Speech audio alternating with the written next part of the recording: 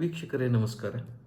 ಇವತ್ತು ಸುಮಾರು 12 ವರ್ಷಗಳ ಆಳವಾದ ರಿಸರ್ಚ್ ಮುಖಾಂತರ ನಾನೇ ಅಭಿವೃದ್ಧಿಪಡಿಸಿರುವಂಥ, ನಾನು ಇದನ್ನು ಡಿಸ್ಕವರಿ ಅಂತ ಹೇಳಲ್ಲ, it is only A research ಅಥವಾ ರೀಇನ್ವೆನ್ಷನ್ ಅಂತ ಹೇಳಬಹುದು. ರೀಇನ್ವೆಂಟ್ ಮಾಡಿರುವಂಥ ಒಂದು ಪ್ರೋಗ್ರಾಮು ಸ್ಕ್ರಿಪ್ಟ್ ಸಾಧನ ಅಂತ ಹೇಳ್ತೀವಿ ನಾವು. ಇದು ನಮ್ಮದೇ ಸಂಸ್ಕೃತಿಯಿಂದ ಬಂದಿರುವಂಥ ಲಿಖಿತ ನಾಮಜಪ, ಅಂದರೆ ಬರೆದು ನಾಮಜಪ ಮಾಡುವಂಥ ಒಂದು ಪ್ರಾಕ್ಟೀಸನ್ನು ಬಳಸ್ಕೊಂಡು ನಾವು ಡೆವಲಪ್ ಮಾಡಿರೋ ಪ್ರೋಗ್ರಾಮು.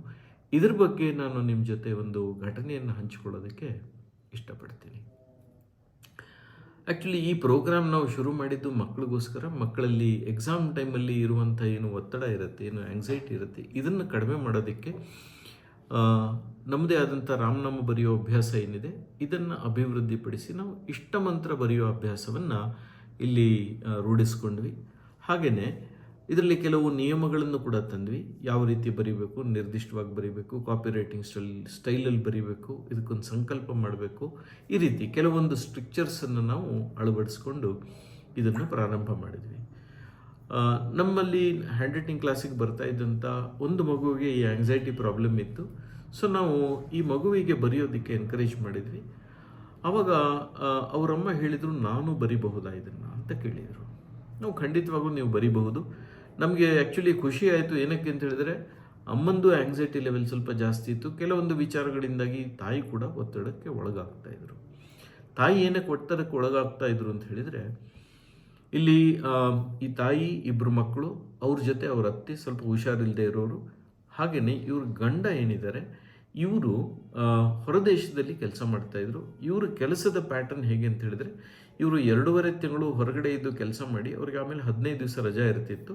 15 ದಿವಸ ಇಂಡಿಯಾಗೆ ಬಂದು ಫ್ಯಾಮಿಲಿ ಜೊತೆ ಇದ್ದು ಮತ್ತೆ 15 ದಿವಸ ಆದಮೇಲೆ ಅವರು ಹೊರಗೆ ಹೋಗ್ತಾಯಿದ್ರು. ಇಂಥ ಒಂದು ಪ್ಯಾಟರ್ನ್ ಇತ್ತು. ಸೊ ಸುಮಾರು 2.5 ತಿಂಗಳ ಕಾಲ ಈ ತಾಯಿ ಇಡೀ ಕುಟುಂಬದ ಜವಾಬ್ದಾರಿಯನ್ನು, ಮಕ್ಕಳ ಓದು, ಮಕ್ಕಳಿಗೆ ಶಾಲೆ ಕರ್ಕೊಂಡು ಹೋಗೋದು, ಮನೆಗೆ ಸಾಮಾನು ತರುವಂಥದ್ದು, ತರಕಾರಿ ತರುವಂಥದ್ದು, ಪ್ರತಿಯೊಂದು ಜವಾಬ್ದಾರಿಯನ್ನು ವಹಿಸಬೇಕಾಗ್ತಿತ್ತು. ಹಾಗೆಯೇ ಅತ್ತೆಗೆ ಡಾಕ್ಟ್ರು, ಅತ್ತೆ ಔಷಧಿಗಳು, ಈ ರೀತಿಯ ಆ ಚಾಕರಿ ಕೂಡ ಅವ್ರಿಗೆ ಇರ್ತಾಯಿತ್ತು. ಸೊ ಇದು ಒತ್ತಡ ಅವ್ರ ಮೇಲೆ ತುಂಬ ಆಗ್ತಾಯಿತ್ತು. ಮೇಲಿಂದ ಸಾಮಾನ್ಯವಾಗಿ ನಾವು ನೋಡ್ತೀವಿ, ಅವ್ರಿಗೊಬ್ರು ನಾದಿನಿ ಕೂಡ ಇದ್ದರು. ಸೊ ಇಂಥ ಒಂದು ಕ್ಲಾಶ್ ಅವರು ಕೂಡ ಬೆಂಗಳೂರಲ್ಲೇ ಇದ್ದರು, ಬಂದು ಹೋಗಿ ಮಾಡ್ತಾಯಿದ್ರು. ಸೊ ಈ ಕ್ಲಾಶ್ಗಳು ಕೂಡ ಸಾಕಷ್ಟು ನಡೀತಾ ಇದ್ವು. ಸೊ ಇದರ ಪರಿಣಾಮ ಮಕ್ಕಳ ಮೇಲೆ ಬೀಳ್ತಾ ಇತ್ತು. ಸೊ ಯಾವಾಗ ಅವರು ಈ ಪುಸ್ತಕ ಬರೆಯೋದಕ್ಕೆ ಶುರು ಮಾಡಿದರು, ಅವರ ಈ ಪ್ರಾಬ್ಲಮ್ಸ್ ಕಮ್ಮಿ ಆಗ್ತಾ ಬಂತು. ನನಗೆ ಮಕ್ಕಳಿಂದನೂ ಫೀಡ್ಬ್ಯಾಕ್ ಬಂತು. ತಾಯಿನೂ ಹೇಳಿದರು, ಇಲ್ಲ ನನಗೆ ತುಂಬ ಬರೆಯೋದ್ರಿಂದ ಮನಸ್ಸಿಗೆ ತುಂಬ ಶಾಂತಿ ಇದೆ, ನಾನು ಸಮಾಧಾನವಾಗಿ ಇರ್ತೀನಿ, ಇವಾಗ ನನ್ನ ಕೆಲಸಗಳನ್ನು ಕೂಡ ನಾನು ಸಮರ್ಪಕವಾಗಿ ಮಾಡ್ಕೊಳ್ಳೋದಕ್ಕೆ ನನಗೆ ಆಗ್ತಾ ಇದೆ ಅಂತ ಅವರೊಂದು ಫೀಡ್ಬ್ಯಾಕ್ ಕೊಟ್ಟಿದ್ದರು. ಈ ಏನು ಸ್ಕ್ರಿಪ್ಟ್ ಸಾಧನ ಅಥವಾ ಲಿಖಿತ ನಾಮ ಜಪ ಇದೆ, ಇದು 48 ದಿವಸದ ಸಾಧನೆ. ಸೊ 48 ದಿವಸ ಕಂಪ್ಲೀಟ್ ಆಯಿತು. ಅದಕ್ಕೆ ಕರೆಕ್ಟಾಗಿ ಅವರು ಗಂಡ ಕೂಡ ಹೊರದೇಶದಿಂದ ಬಂದಿದ್ದರು, ಅವ್ರಿಗೆ ರಜಾ ಇತ್ತು ಆ ಟೈಮಲ್ಲಿ. 48 ದಿವಸ ಮುಗಿದ ತಕ್ಷಣ ಇವರು ಗಂಡ ಹೆಂಡತಿ ಇಬ್ಬರು ಬಂದಿದ್ದರು. ಗಂಡ ಕೇಳಿದರು, ಸರ್ ಇನ್ನೊಂದು ಪುಸ್ತಕ ಕೊಡ್ತೀರಾ ಅಂತ ಹೇಳಿ. ನನಗೆ ಭಾಳ ಖುಷಿ ಆಯಿತು. ಬಹುಶಃ ಇವರು ಕೂಡ ಬರೆಯೋದಕ್ಕೆ ಇಷ್ಟಪಡ್ತಾರೆ. ಖಂಡಿತ ಕೊಡ್ತೀನಿ, ನೀವು ಬರೀಬಹುದು ಅಂತ ಹೇಳಿದೆ.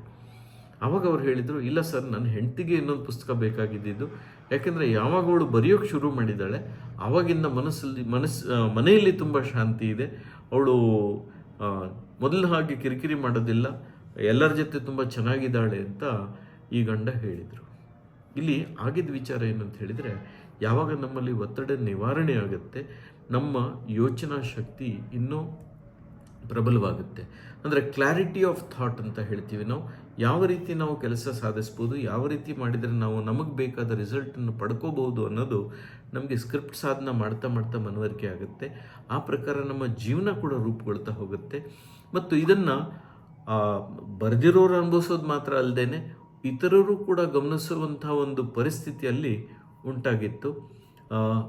ಸೊ ನಿಮಗೆಲ್ಲ ಈ ಸ್ಕ್ರಿಪ್ಟ್ ಸಾಧನ ಬಗ್ಗೆ ಹೆಚ್ಚಿನ ಮಾಹಿತಿ ತಿಳ್ಕೋಬೇಕು ಅಂದರೆ ನೀವು ಕಾಂಟ್ಯಾಕ್ಟ್ ಮಾಡ್ಬೋದು.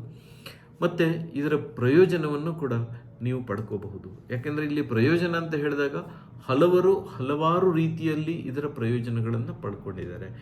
ಮನಃಶಾಂತಿಯಿಂದ ಹಿಡಿದು, ನೆಮ್ಮದಿ ಜೀವನದಿಂದ ಹಿಡಿದು, ಮನೆ ಕಟ್ಟಿಸೋದ್ರಿಂದ ಹಿಡಿದು, ಅವರ ಇಷ್ಟಾರ್ಥಗಳನ್ನು ಪೂರೈಸಿಕೊಳ್ಳೋವರೆಗೂ ಕೂಡ ಸಾಕಷ್ಟು ಜನ ಈ ಸ್ಕ್ರಿಪ್ಟ್ ಸಾಧನವನ್ನು ಬಳಸ್ಕೊಂಡು ತಮಗೆ ಬೇಕಾದ್ದನ್ನು ಪಡ್ಕೊಂಡಿದ್ದಾರೆ ಅಂತ ಹೇಳೋದಕ್ಕೆ ನನಗೆ ಇಲ್ಲಿ ತುಂಬ ಸಂತೋಷ ಆಗುತ್ತೆ. ನಿಮಗೂ ಕೂಡ ನಾನು ಆಹ್ವಾನ ಕೊಡ್ತಾ ಇದ್ದೀನಿ.